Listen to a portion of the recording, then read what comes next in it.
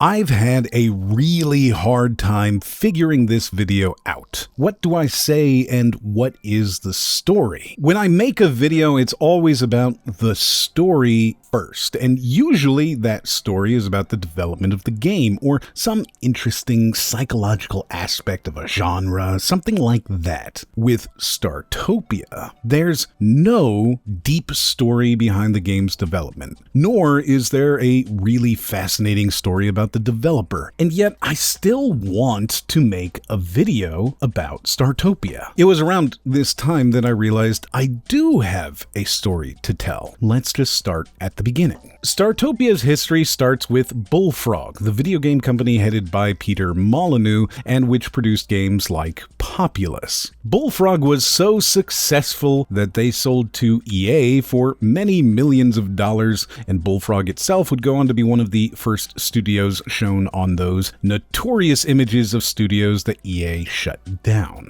Before they shut it down, however, they changed the culture completely and EA-tized it, making it corporate and less fun. So it was that three Bullfrog developers were drinking the night away in a pub when they decided that they just didn't want to work for EA anymore. This story is not unique. Many developers left Bullfrog after it was sold to EA and went on to other endeavors. Some were incredibly successful. The people who worked for Molyneux have developed Bungie's Destiny. They founded Media Molecule and made Little Big Planet, and one developer, Demis Hassabis, became nearly a billionaire selling his DeepMind to Google. Leaving EA as soon as possible was a remarkably good idea for quite a lot of people, though most of them waited for their stock options to mature first. Not so with Muckyfoot. These three guys lived in an apartment together, drove to work together, and when one of them was yelled at for running in the hallways, well, he quit, and so did the other two.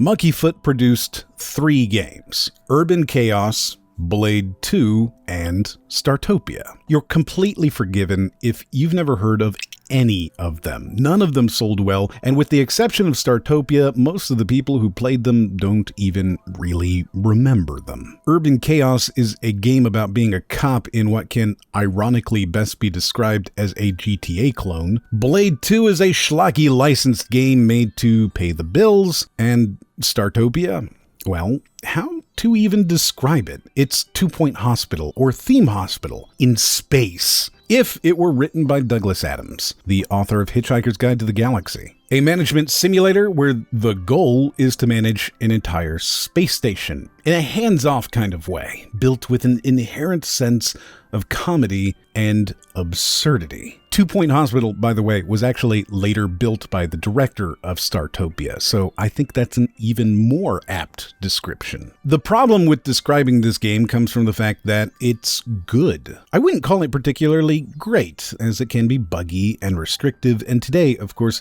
it's quite old. Being released in 2001 means it's actually older than a handful of the people watching this very video. It's hard enough to convince someone to try out a well-regarded classic from 20 years ago, let alone a game nobody really played.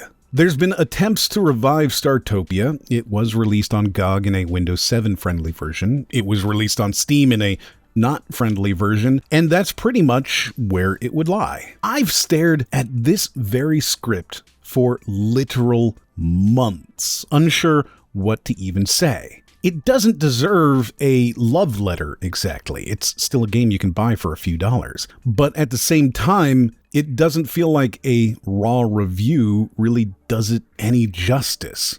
Being good, but not great, is a weird position for a game to be in. I can't hold it up as a shining beacon of a game that never got the praise it deserves. If you played it today, you'd find that it's quite alright. Again, a bit old, maybe a bit buggy, perhaps hard to get it to run, but certainly quite okay. That being said, I have not stopped thinking about it and about making a video about it for years, and I can't put my finger on why. There are so many positives to point out, but none of them are massive. The animations are adorable. The world building is on point. The sound design is almost slavish in its attention to detail, and I've heard it described as Nintendo-like, and I don't disagree. The subtle way that the music shifts and changes as you move from deck to deck, the music itself, which is perfectly designed to blend into the background of more complicated soundscapes, the sound effects of all the various aliens, rooms, and bots. It's immersive and believable. The voice acting and writing of Val and Arona Dahl, the two NPCs that direct the story and interact with you throughout,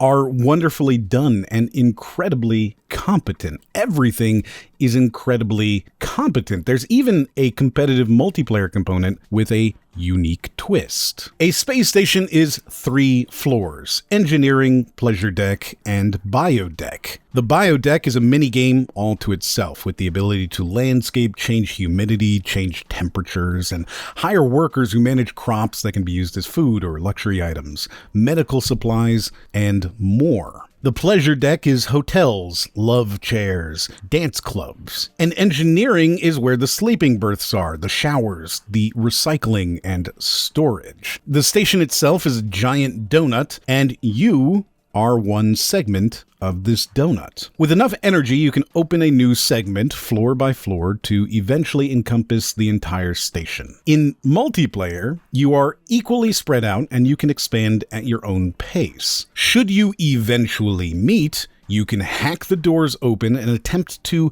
take that slice of the pie from your enemy. Whether that slice be a perfectly designed nightclub or a bunch of laser turrets aimed at the bulkhead you're hacking through is up to your enemy. It's Dungeon Keeper, a game perhaps not surprisingly also made by Bullfrog, but instead of killing the creatures that enter your domain, you're monetizing them. It's up to you to decide which one is more sadistic. Of course, as with any game, it released with some bugs, and some of those bugs were patched in the only patch that was ever released. Muckyfoot went out of business shortly thereafter when THQ canceled one of their licensed games, and that was that. The owners were proud, and are still proud, not to have fired anyone to save money, and so they fired everyone when they ran out of money. They went back to work, some of them for Peter Molyneux and some not, and the company faded away. Startopia was abandoned, the code being too inflexible to allow proper community fixes, and so it too faded away. It became the infrequent star of the occasional "Do you remember this game?" style blog posts on Kotaku and PC Gamer, and eventually became known as one of those games that sure could have been great if only. And perhaps that if only has finally arrived. As Realm Forge Studios, the internal Calypso Media studio in charge of Tropico and Dungeons, has announced and been working on Space Startopia. To call this a spiritual successor is somewhat misleading, since it is essentially a one-for-one modern recreation. Not necessarily a sequel or even meant to feel like one, but instead a totally modern version of the same game. This, of course, made weirder by the fact that Calypso seemingly has no rights to Startopia since, Muckyfoot doesn't exist anymore, and the Startopia trademark is owned by one of the Muckyfoot developers who does not appear to have been paid. Obviously, I'm not privy to any backroom dealings, but this game is very similar. It includes the name Startopia in it, and the NPC is even named Val, so it's more than a spiritual successor. It's a remake or a reimagining or maybe even a sequel, though I can see how legally they might not want to say that. The gameplay is identical, though the names have been changed. Aliens have new designs and new backstories, but are otherwise identical. The decks and the deck mechanics are identical. Val is now a sadly GLaDOS-inspired version instead of eliciting Alan Rickman's Paranoid Marvin, and Arona Dahl is replaced with seemingly nothing. The colors are a bit more garish, and everything is a bit brighter and more stylized. The camera, whereas in Startopia it was so free that you could literally pull out and see the entire space station, is now confusingly locked into place and feels restrictive and oppressive. Have you ever tried to look under a piece of furniture, but the gap is too low for your eyes to see, and the floor stops you from actually moving any closer? The camera in Space Base feels like that, restrictive and unyielding and completely uncaring about how much you just want to see. Combat has improved, but then the worst part of Startopia was combat. This is not a toutable achievement, but instead the barest of iterative and expected improvements. And so, Space Base Startopia. It's the same. So why aren't I making a video that simply pushes you to pick that up? I should say, of course, that you can pick it up. It's the best version of Startopia available because it works and it's pretty and very modern, and it does make improvements. I bought it immediately. I didn't even try to ask for a press copy, just bought it the moment they announced it was available. I don't regret my purchase. I've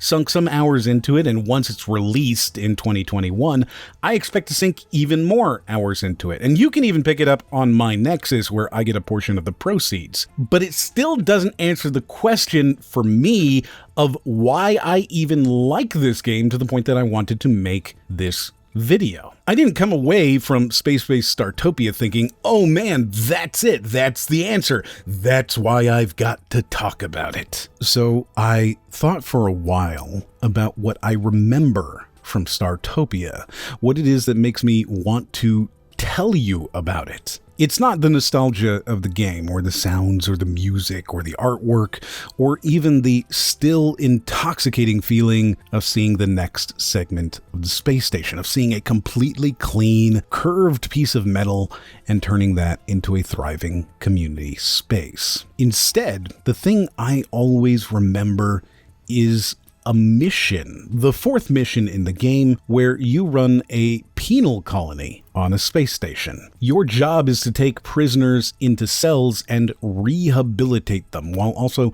preventing escapes and breakout attempts from intruders. It's not the best level in the game, or even the most unique feature in a game. It's just Theme Hospital, but with a brand new and very niche disease to cure. Some new paint, as it were. And yet it consumed me. This mission completely absorbed my attention. It pulled me into an immersive zone where my entire reality was rehabilitating alien criminals on a space station. It is still a very unique mission, though I'm sure it will be remade for Space Base Startopia, as they seem to be remaking all of the missions from the original game in the new engine. I don't even know what it is about seeing these creatures, reading their histories, and seeing their faces plastered on the roof of their little rehabilitation cells that drew me in quite as viscerally as it did. I don't know exactly why it was that this, more than Val or Arona, more than the music or the character design,